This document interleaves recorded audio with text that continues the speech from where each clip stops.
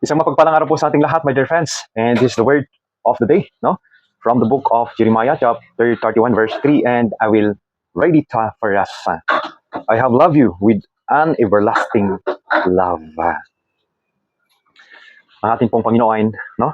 Ay hindi napapagod na nagmamahal sa atin, no? Kahit na marami tayong pagkukulang, no? Marami tayong pagkakamali, marami tayong nagagawang kasalanan, so, sa araw-araw ng ating pamumuhay, no?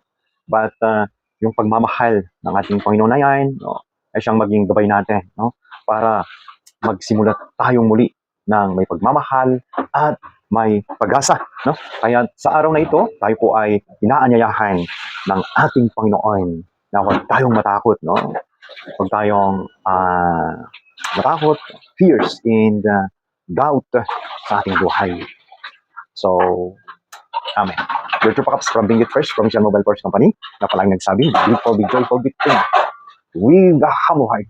Thank you po and God bless.